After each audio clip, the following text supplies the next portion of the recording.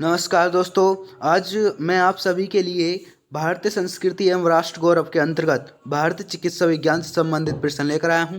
और जिन भाइयों ने जनरल नॉलेज से संबंधित प्रीवियस पार्ट नहीं देखे हैं वे हमारे चैनल की प्लेलिस्ट में जाकर देख सकते हैं। तो दोस्तों बिना देरी करते हुए प्रश्नों को शुरू करते हैं। क्वेश्चन नंबर 1, आयुर्वेद का जन्म किस काल में हुआ? तो आयुर्वेद का जो दोस्तों जन्म हुआ वो किस काल में हुआ?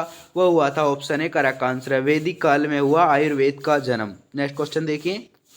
क्वेश्चन नंबर 2, आयुर्वेद के अनुसार शारीरिक क्रियाओं के संचालन में कितने प्रकार की वायु की भूमिका है?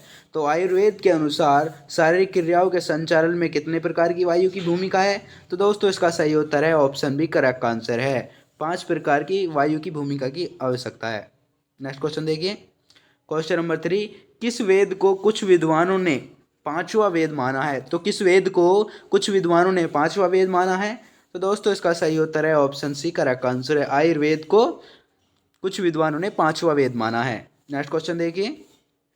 क्वेश्चन नंबर 4, भारत का पहला चिकित्सक किसे माना गया है? तो भारत का पहला जो चिकित्सक है दोस्तों किसे माना गया है? तो वो माना गया है, ऑप्शन ए करेक्ट आंसर है, जीवक को माना गया है। और दोस्तों प्रश्न ऐसे भी आ सकता है कि भारत का प्रथम वैद्य कौन था? तो कौन थे दोस्तों? जीवक। क्वेश्चन नंबर 5, भारत में शल्य चिकित्सा का जनक किसे कहा जाता है? तो भारत में शल्य चिकित्सा का जो जनक कहा जाता है दोस्तों वो किसे कहा जाता है? तो वो कहा जाता है दोस्तों, ऑप्शन सी करेक्ट आंसर है, सुश्रुत को कहा जाता है, सुश्रुत को। तो भारत में शल्य चिकित्सा का जो जनक कहा जाता है वो सुश्रुत को कहा जाता है। और दोस्तों ये शल्य जो चिकित्सा है ये पहले चीरफाड़ के नाम से जाना जाता था। क्वेश्चन नंबर 6, प्रत्याहार का अर्थ है? तो प्रत्याहार का जो दोस्तों अर्थ है वो है तुम्हारा, ऑप्शन ए करेक्ट आंसर है, इंद्रियों को वश में करना ही क्या है दोस्तों? प्रत्याहार का अर्थ है। नेक्स्ट क्वेश्चन देखिए। क्वेश्चन नंबर 7, प्लास्टिक सर्जरी का सर्वप्रथम उल्लेख किस पुस्तक में किया गया? तो प्लास्टिक सर्जरी का जो सर्वप्रथम उल्लेख किया गया दोस्तों किस पुस्तक में किया गया?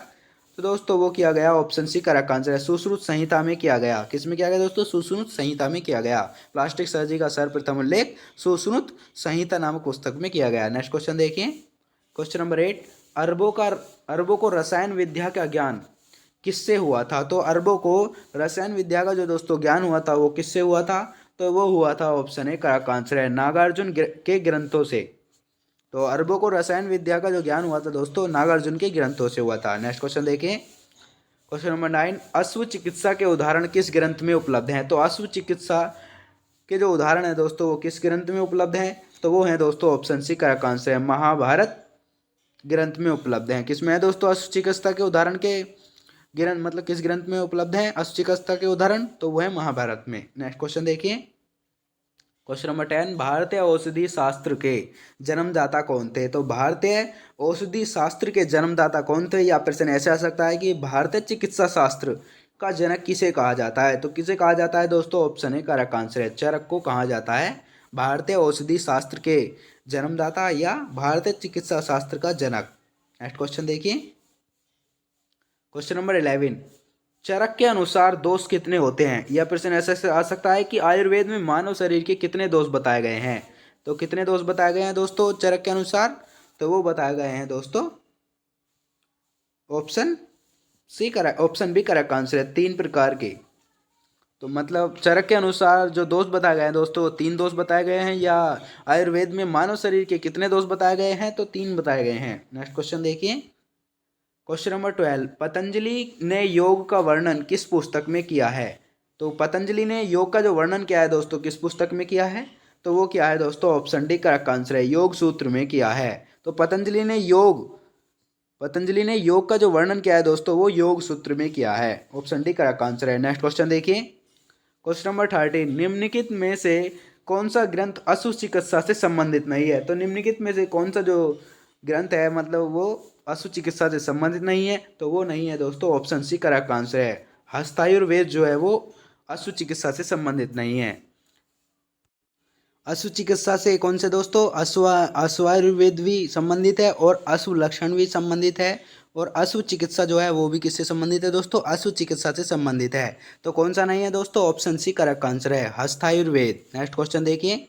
क्वेश्चन नंबर 14, कनिष्क के समय के प्रसिद्ध वैद्य कौन थे? तो कनिष्क के समय के प्रसिद्ध वैद्य कौन थे दोस्तों? तो दोस्तों इसका सही उत्तर है, ऑप्शन है करेक्ट आंसर है चरक थे। कौन थे दोस्तों? कनिष्क के समय प्रसिद्ध वैद्य चरक। नेक्स्ट क्वेश्चन देखिए, क्वेश्चन नंबर 15, लौह शास्त्र नामक कृति किसकी है? तो लौह शास्त्र जो नामक कृति है दोस्तों वो किसकी है?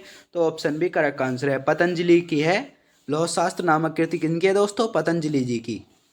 नेक्स्ट क्वेश्चन देखिए, क्वेश्चन नंबर 16, आयुर्वेद सर्वस्व के रचयिता हैं। तो आयुर्वेद सर्वस्व के जो रचयिता हैं दोस्तों वो हैं तुम्हारे ऑप्शन सी करेक्ट आंसर है राजा भोज आयुर्वेद सर्वस्व के रचयिता हैं। नेक्स्ट क्वेश्चन देखिए, क्वेश्चन नंबर 17, आयुर्वेद का आदि पुस्तक, आयुर्वेद का आदि पुस्तक या प्रथम ग्रंथ, आयुर्वेद का आदि पुस्तक या प्रथम ग्रंथ क्या है? तो क्या है दोस्तों? या कौन सा है दोस्तों? ऑप्शन सी कौन सा दोस्तों? ऑप्शन बी करेक्ट आंसर है चरक संहिता जो है वो क्या है? आयुर्वेद का आदि पुस्तक या प्रथम ग्रंथ है। और दोस्तों प्रश्न ऐसे हो सकता है कि भारतीय चिकित्सा शास्त्र का विश्वकोश कहलाता है। तो विश्वकोश जो कहलाता है भारतीय चिकित्सा शास्त्र का तो वो कहलाता है चरक संहिता। नेक्स्ट क्वेश्चन देखिए, क्वेश्चन नंबर 18, आयुर्वेद के विकास में सबसे पहले किसका नाम आता है? तो आयुर्वेद के विकास में सबसे पहले जो नाम आता है दोस्तों वो आता है तुम्हारा ऑप्शन सी करेक्ट आंसर है जीवक का नाम आता है। नेक्स्ट क्वेश्चन देखिए, क्वेश्चन नंबर 19, चिकित्सा शास्त्र के क्षेत्र में प्रथम अन्वेषणकर्ता होने का गौरव किसको प्राप्त है? मतलब किस देश को प्राप्त है? तो चिकित्सा शास्त्र के क्षेत्र में प्रथम अन्वेषणकर्ता होने का जो गौरव प्राप्त है दोस्तों वो किस देश को प्राप्त है? तो वो है तुम्हारा ऑप्शन ए करेक्ट आंसर है भारत को।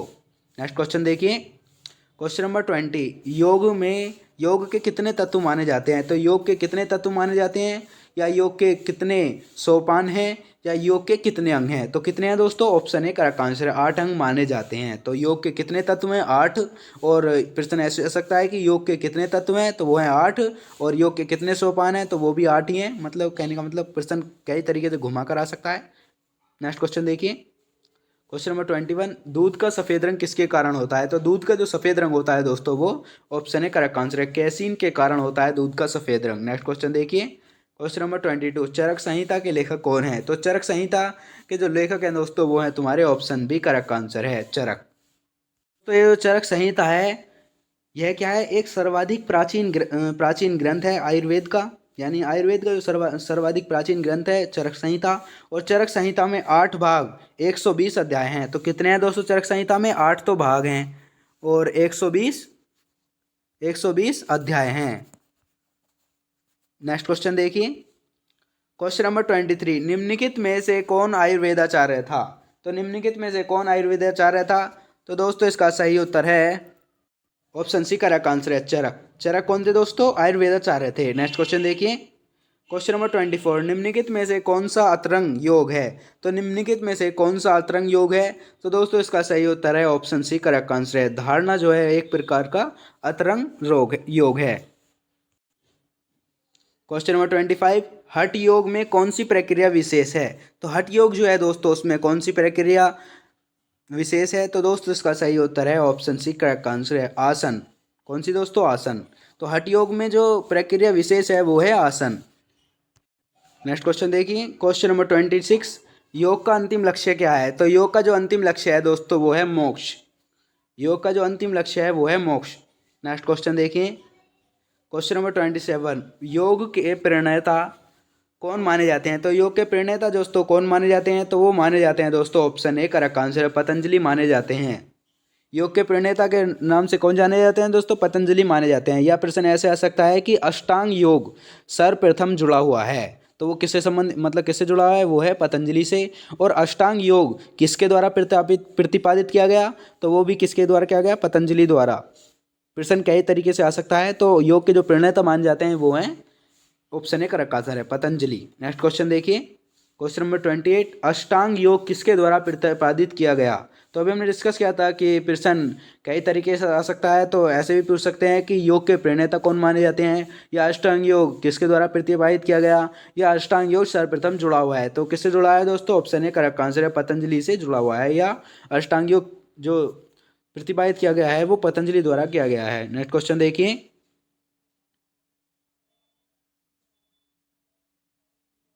क्वेश्चन नंबर 29, औषधियों का सर्वप्रथम उल्लेख किस में मिलता है? तो औषधियों का जो सर्वप्रथम उल्लेख मिलता है दोस्तों वो किस में मिलता है? तो वो मिलता है दोस्तों ऑप्शन बी करेक्ट आंसर है अथर्ववेद में मिलता है। तो अथर्ववेद में मतलब औषधियों का सर्वप्रथम उल्लेख मिलता है। नेक्स्ट क्वेश्चन देखिए, क्वेश्चन नंबर 30, तप का क्या अर्थ है? तो तप का जो दोस्तों अर्थ है वो है तुम्हारा ऑप्शन डी का आंसर है उपरोक्त सभी, यानी लक्ष्य को प्राप्त करने में कठोर प्रयास और शरीर को कठोर कष्ट देना और प्रकृति के विभिन्न तत्वों के साथ तादात्म्य। तो उपरोक्त क्या है दोस्तों? तप का क्या अर्थ है? वो है ऑप्शन डी का आंसर है उपरोक्त सभी, यानी लक्ष्य को प्राप्त करने में कठोर प्रयास करना और शरीर को कठोर कष्ट देना और प्रकृति के विभिन्न तत्वों के साथ तादात्म्य। तो ऑप्शन डी का आंसर है उपरोक्त सभी। तो दोस्तों यही थे हमारे आयुर्वेद मतलब भारतीय चिकित्सा विज्ञान से संबंधित बहुत महत्वपूर्ण क्वेश्चन। नेक्स्ट वीडियो में फिर मुलाकात होगी, तब तक के लिए जय हिंद जय Bharat. Thank you very much.